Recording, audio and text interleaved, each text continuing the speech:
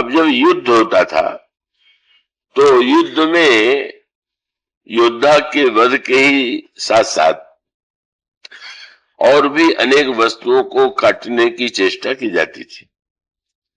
जैसे रथ का पहिया काट दिया गया तो अब स्वाभाविक है कि जो रथ पर बैठा हुआ योद्धा है वो नीचे चला जाएगा, नीचे गिर जाएगा। अथवा रथ के घोड़ों को ही मार दिया गया तो फिर भी वही स्थिति है। और सबसे मुख्य चेष्टा यह की जाती थी कि व्यक्ति के रथ के ऊपर जो ध्वजा और पताका है उसे काट दिया जाए। तो ध्वजा और पताका का कटना अशुभ तो मानते ही थे, मानो उस व्यक्ति के पराजय का भी एक दृश्य माना जाता था। तो भगवान श्री राम ने जब धर्म रथ का वर्णन किया तो उसमें जो सद्गुण है उन सद्गुणों का ही वर्णन रथ के विभिन्न अंगों के रूप में किया। सुनो सखा कह कृपा निधाना, जय जय होई सुचंदन आना। विभीषण के हृदय में संशय है कि बिना रथ के, बिना कवच के, बिना पादत्राण के श्री राम रावण जैसे योद्धा से कैसे युद्ध करेंगे। भगवान श्री राम कहते हैं कि सखा मित्र विभीषण, जिस रथ के द्वारा विजय प्राप्त की जाती है वह रथ वह नहीं है जिस पर तुम्हारा भाई बैठा हुआ। और वह रथ, उसका वर्णन करते हुए प्रभु ने कहा उस धर्म रथ के दो पहिए हैं, सौरज धीरज तेई रथ चाका। शौर्य और धैर्य रथ के दो पहिए हैं। अब इसके बाद सबसे नीचे जो है वो पहिया। तो अन्य वस्तुओं का वर्णन छोड़ करके भगवान श्री राम ध्वजा और पताका को उस पंक्ति में जोड़ते। सौरज धीरज तेई रथ चाका और सत्यशील दृढ़ ध्वजा पताका। प्रभु कहते हैं कि जो धर्मरथ पर बैठा हुआ व्यक्ति है उसके रथ पर सत्य की ध्वजा और शील की पताका सुशोभित होती थी। और उसके साथ भी एक शब्द जुड़ा हुआ है, दृढ़। इसका अभिप्राय यह है कि अगर वो कटने योग्य होगा तब तो सामने वाला योद्धा काट ही देगा। तो ऐसी स्थिति में वह दृढ़ ध्वजा और दृढ़ पताका अपेक्षित है, ऐसा भगवान राम कहते हैं। उसके बाद वे कहते हैं बल विवेक इंद्रिय दमन परोपकार ये चार घोड़े हैं। क्षमा और कृपा समता उसकी लगाम है। ईश्वर का भजन उसका सारथी है। वैराग्य उसकी ढाल है। ज्ञान उसकी संतोष उसका कृपाण है। और धनुष विज्ञान का जो धनुष है वह मानो विज्ञान है। और जो तर्कस है वह व्यक्ति का, साधक का पवित्र मन है और उसमें नाना प्रकार के साधन और सत्कर्म है।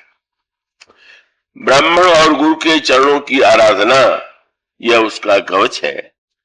और प्रभु कहते हैं कि जो व्यक्ति ऐसे रथ पर बैठा हुआ है वो कभी परास्त नहीं होता। तो सूरज धीरज तेई रथ चाका, सत्यशील दृढ़ ध्वजा पताका, बल विवेक दम परेत घोरे, क्षमा कृपा समता रज जोरे। ईश भजन, भगवान का भजन ही उसका सारथी। ईश भजन सारथी सुजाना, विरत चर्म संतोष कृपाणा, दान पर सुबुध शक्ति प्रचंडा, वर विज्ञान कठिन को दंडा, अमल अचल मन त्रोण समाना, समजम नियम शिली मुख नाना, कवच अभेद विप्र गुरु पूजा, यही सम विजय उपाय न दूजा, सखा धर्ममय असरथ जाके, जीतन कहूं न कतहूं रिपुता के। तो भगवान श्री राम ने धर्मरथ के जिन अंग और उपांगों का वर्णन किया उसकी अपेक्षा ध्वजा और पताका में एक शब्द और भी जुड़ा हुआ जो अन्य के साथ जुड़ा हुआ नहीं। और वो शब्द है सत्यशील दृढ़ ध्वजा पताका। दृढ़ ध्वजा पताका का तात्पर्य यह है कि अनेक ऐसे व्यक्ति होते हैं कि जिनके जीवन में सत्य के प्रति महत्व बुद्धि है, पर कोई बहुत बड़ा संकट या प्रलोभन आने पर वो सत्य से विचलित हो जाते हैं, और सत्य से विचलित हो गए इसका अभिप्राय कि उनकी सत्य की ध्वजा कट गई। एक व्यक्ति स्वभाव से अच्छा है, शीलवान है, लेकिन कोई ऐसी स्थिति आती है जब वो शील की रक्षा नहीं कर पाता है, तो मानो शील की पताका कट गई। तो इसका मूल दो का अभिप्राय कि जीवन में सत्य के साथ साथ शील की आवश्यकता है, और सत्य की ध्वजा तो है ही आवश्यक, पर शील की पताका उससे भी ऊपर है। और ये स्पष्ट दृष्टांत दिखाई देता है कि सत्यनिष्ठ व्यक्ति भी अनेक अवसरों पर सत्य से विचलित हो जाते हैं। महाभारत में सबसे बड़े सत्यनिष्ठ माने जाते थे महाराज युधिष्ठिर, और ये कहा जाता है कि अन्य योद्धाओं का रथ पृथ्वी पर चलता था, पर युधिष्ठिर का रथ पृथ्वी से ऊपर उठा हुआ चला करता था। वो उनके सत्यनिष्ठा का प्रमाण माना जाता था। उस समय जब भीष्म के बाद गुरु द्रोणाचार्य सेनापति बने, महान योद्धा, शक्ति के पुंज, अस्त्र शस्त्रों के ज्ञाता, वो निरंतर पांडवों की सेना का संहार कर रहे हैं। और द्रोणाचार्य की विजय का अर्थ है दुर्योधन की विजय, और दुर्योधन की विजय का अर्थ है कि अधर्म की विजय। अब बड़ी जटिल समस्या है। द्रोणाचार्य गुरु हैं, वंदनीय है, गुरु की बड़ी महिमा है, पर यह स्थिति ये है कि उसकी विजय में, उनकी विजय में गुरु की विजय नहीं है, द्रोणाचार्य की विजय नहीं है, अपितु अधर्म की विजय है।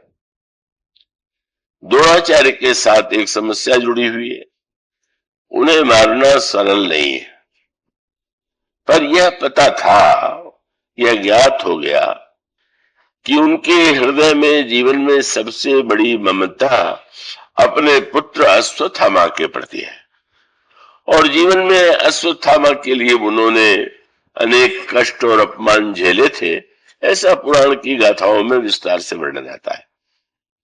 तो वो एक तरह से यूं कहना चाहिए कि उनके जीवन का एक लक्ष्य ही था, हमारा पुत्र जो है दीर्घ जीवित हो और उसके समस्याओं का समाधान में कर सकूं। और तब यह लगा कि द्रोणाचार्य जब तक शस्त्र का त्याग नहीं करेंगे, तब तक कभी भी पांडव विजय नहीं हो सकते। और द्रोणाचार्य के हाथ से शस्त्र छुड़ाना किसी योद्धा के वश में नहीं। अगर किसी तरह से यह उनको समाचार मिल जाए कि अश्वत्थामा मारा गया, तो वो सब उदासीन हो जाएंगे जीवन से कि अब जिसके लिए मैं इतना प्रयत्नशील था वही नहीं रहा, तो अब क्या करूंगा। यही एकमात्र उपाय। पर प्रश्न था कि अश्वत्थामा की मृत्यु की बात तो सर्वथा झूठी होगी। अगर जाके कोई कह भी दे कि अश्वत्थामा मारा गया तो असत्य है।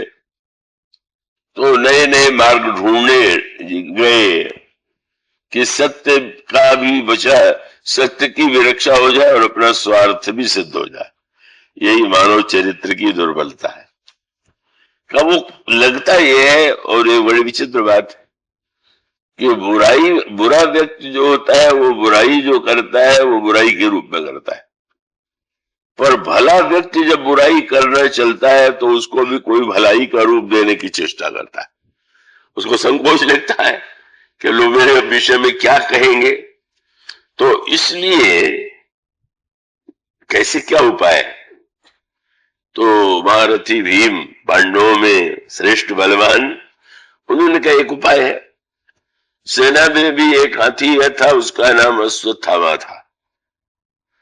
और उन्होंने कहा कि मैं अश्वत्थामा हाथी को मार देता हूं और उसके बाद सूचना दे दूंगा जाकर के द्रोणाचार्य जी से कि अश्वत्थामा मारा गया। मानो किस तरह से का वो सीधे असत्य के पाप से बचने के लिए अश्वत्थामा हाथी को मारते हैं, जाकर कहते हैं कि अश्वत्थामा मारा गया।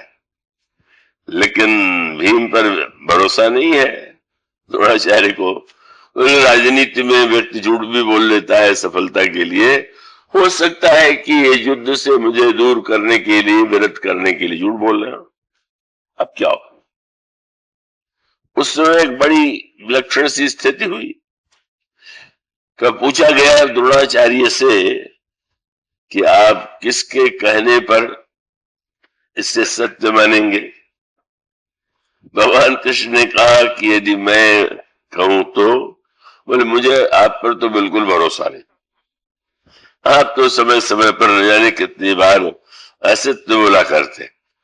भगवान कृष्ण के विषय में उस समय ऐसी ख्याति थी, तो फिर किस पर आप विश्वास करेंगे? तो उस समय उनका धर्मराज युधिष्ठिर की सत्य निष्ठा पर मुझे विश्वास है, अगर वे कह दें तो मैं विश्वास कर लूंगा। अब भगवान कृष्ण ने कहा कि आप करिए। अब भगवान कृष्ण की जो दृष्टि है और समाज और लोक की जो दृष्टि है उसमें अंतर है। भगवान कृष्ण का तात्पर्य यह है कि अगर व्यक्ति का सत्य अधर्म के विजय का कारण बने तो इससे बढ़कर के तो सत्य का कोई दुरुपयोग नहीं होगा। तो ऐसी स्थिति में वे चाहते हैं कि लक्ष्य को दृष्टिगत रख करके वाणी के असत्य को यदि वे माध्यम बनावे तो इसमें अनौचित्य नहीं है। भगवान ने कहा, पर फिर वही युधिष्ठिर की दुविधा यही है कि महाराज उन्होंने मुझ पर इतना भरोसा किया, सारा संसार जानता है कि मैं सत्यवादी हूं, और मैं कह दूं तो क्या उचित होगा, क्या लोग समझेंगे? तो अंत में उन्होंने एक उपाय सोच लिया है। अच्छा, ये जो उपाय सोचना है ये मनुष्य की वृत्ति में धर्म को जो छलने की चेष्टा है। किस तरह से धर्म को हम छलते हैं, और धर्म को छलने का अर्थ है अपने को छलते हैं। एक बड़ी अनोखी बात। बुरा व्यक्ति केवल सामने वाले को छलता है, पर अच्छा व्यक्ति जब छलने चलता है तो पहले अपने को ही छलता, अपने को ही धोखा देता है। वाह, उपाय यही था कि उन्होंने कहा, अच्छा महाराज मैं ये कहूंगा अवश्य कि अश्वत्थामा मारा गया, पर उसके साथ ये जोड़ दूंगा कि पता नहीं मनुष्य की हाथी। अश्वत्थामा हतो नरो वा कुंजरो। सोचिए उस युग का धर्मराज कितना अपने को धोखा दे रहा था। जब पता है कि हाथी मारा गया तब ये कहना कि पता नहीं हाथी की मनुष्य असत्य ही तो है। पर उनको ये लगता है, संतोष कर लेते हैं कि भाई मैंने तो ये नहीं कहा कि वो अश्वत्थामा मनुष्य मारा गया। मानो अपने आप को किसी तरह से भुलावा देने की चेष्टा करते। पर प्रश्न यही था कि अगर ऐसे कह देंगे तो द्रोणाचार्य कहेंगे अब मैं क्या कैसे करूं? तो ये हुआ कि वो आधा जिसमें वाक्य कहे उसके बाद पूरा करने से पहले ही इतने बाजे बजाए जाए कि द्रोणाचार्य अगला वाक्य सुन ही न सके। यही हम सब लोगों की चालाकी, जिसको हम बुद्धिमत्ता समझते हैं, यही होती। आधा सुन ले जिससे हमारा काम बनेगा, आधा जिससे हमारा काम बिगड़ने की संभावना है वो हम उससे बचाना चाहते हैं। अब यह जो धर्मराज की चेष्टा है और अंत में हुआ, उन्होंने कहा अश्वत्थामा तो, उसके बाद वो अगला वाक्य कहे तो इतने बाजे बजे कि वो सुन नहीं पाए और उन्होंने शस्त्र का त्याग कर दिया, आसन पर बैठ गए ध्यान में। और धृष्टद्युम्न ने उस समय बहुत ही अन्याय पूर्वक का अत्यंत प्रतिशोध की भावना से रथ पर चढ़ जाता है और पुकारते रहे, सब लोग क्या कर रहे हो? सबने रोका, लेकिन वो जाकर के द्रोणाचार्य का सर काट लेता। स्वाभाविक है, ये घटना घटित हुई, अर्जुन को बहुत क्रोध आ गया, लेकिन फिर वही प्रश्न है, कहीं न कहीं जाकर के हर व्यक्ति रुक जाता है। अर्जुन मारने दौड़ते हैं धृष्टद्युम्न को, भगवान कृष्ण उन्हें भी रोक लेते हैं। एक और इसका अभिप्राय यह है कि युधिष्ठिर जैसा सत्यनिष्ठ भी कहीं न कहीं जाकर के ऊंचे स्वार्थ के सामने वो अपने आप को छल पूर्वक सत्यवादी कहलाते हुए भी असत्य का आश्रय ले लेता। बस अगला क्षण द्रोणाचार्य जी ने तो शस्त्र का त्याग कर दिया, रथ में बैठ गए, लेकिन कथा आती है कि युधिष्ठिर का रथ जो है वो जमीन से, पृथ्वी से छूने लगा। तो मानो पृथ्वी ने यही कहा, ये कहा जाए कि भाई पृथ्वी सिद्ध करती है कि तुम अभी तक सत्यनिष्ठ थे, अब नहीं हो। पर भक्तों ने इसे दूसरे दृष्टि से देखा, धर्म की दृष्टि से तो उन्होंने असत्य का आश्रय लिया, इसलिए रथ नीचे चला गया। पर अर्जुन को लगा कि रथ नीचे न जाता, क्या भगवान कृष्ण के आदेश को आज्ञा मान करके भी बोलते तो ऐसा न होता। जैसे इस यंत्र में मैं बोल रहा हूं और मेरे मुख से कोई अशुद्ध वाक्य या भाषा निकले तो इस यंत्र को कोई दोष नहीं देगा। तो भगवान की बात को अधूरे मन से माना, मैंने न भक्त रहे न धार्मिक रहे। धार्मिक थे तो बस सत्य में स्थित रह जाते, और भक्त थे तो फिर भगवान आदेश दे रहे हैं तो उस आदेश का पालन करना चाहिए। पर वे दुविधाग्रस्त है और इसलिए वो कथा का रूप ही है। पर इससे यही सिद्ध होता है कि युधिष्ठिर की सत्यनिष्ठा भी दृढ़ नहीं कर सकते। और भी अनेक कथाएं आती हैं। हरिश्चंद्र इतने सत्यनिष्ठ के रूप में प्रसिद्ध है, सत्यवादी हरिश्चंद्र, पर श्रीमद् भागवत पढ़ने से ऐसा नहीं लगता। श्रीमद् भागवत में उनके उस निष्ठा का वर्णन है और झूठ बोलने का भी वर्णन है। संतान नहीं था तो मनौती मान दिया कि पुत्र होगा, तो क्या विचित्र मनौती थी, मैं अपने पुत्र का ही बलिदान कर दूंगा। कैसी विवेक की मान्यता थी, इतना बड़ा व्यक्ति और इतनी अविवेक की मान्यता। और फिर वो एक सीमा बताते हैं, जब नहीं हुआ, नहीं पुत्र हो गया, और उसके बाद यक्ष ने, जिसको उन्होंने मनौती मानी थी, उसने कहा वरदान, तो उन्होंने कहा नहीं थोड़े दांत निकल आवे। और इस तरह से टालते टालते बहुत वर्ष तक उन्होंने अपने पुत्र को बचाने की चेष्टा की। वहां भी तात्पर्य यही है कि उनके जीवन में जहां ममता थी वहां पर वो उस धारणा को बचाने में समर्थ नहीं हुए। तो इसका अर्थ यह है कि सत्य पर दृढ़ रहना अत्यधिक कठिन है।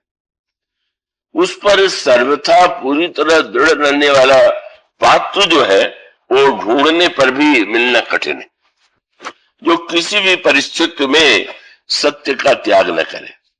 किंतु अब उसके दूसरे पक्ष पर विचार करें, ये रामायण में भी इसके लिए एक भिन्न रूप में प्रसंग आता है। महाराज दशरथ की स्थिति क्या है? कब उन्होंने कैकेयी को वचन दिया है कि तुम जो वरदान मांगोगी मैं दूंगा।